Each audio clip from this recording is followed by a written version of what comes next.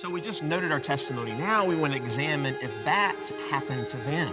And I'm telling you, your testimony is so powerful because it really sets you up to say, hey, that's my story. Has anything like that ever happened to you?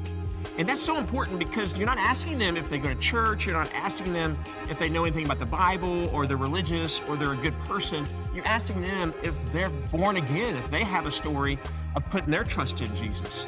In John 3:3, it says, no one will see the kingdom of God unless they're born again.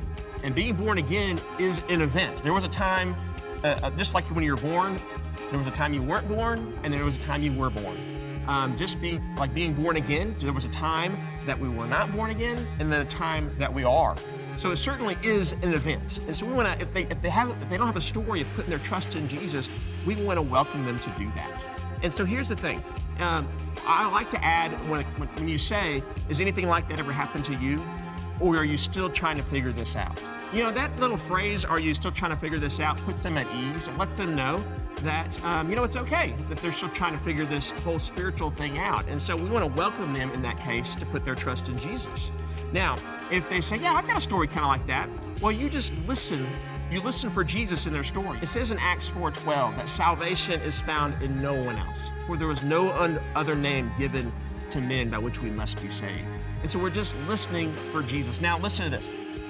If I said I'm a soccer player, and you asked me a few questions like, what's that round thing called that you kick around? It's about this big. And they didn't say that that's a soccer ball. I mean, it's kind of like the on the wall in kindergarten answer, right? They should know that that's a soccer ball. And if you ask somebody if they're a Christian and they don't mention Christ, something's wrong with that. That doesn't give you the right to just be rude or just let them feel dumb or anything like that. Here's what I say if somebody doesn't really mention Jesus in their testimony.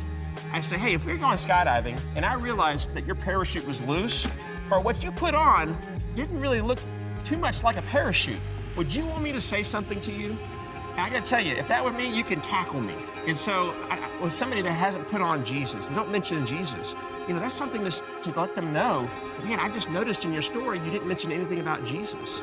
And so just like it says again, Acts 4:12, salvation is found in no one else, where there's no other name given to men by which we must be saved. We want to examine if they have put on Jesus. We need to examine if they have a story like you have a story. And then you want to welcome them to trust in Jesus.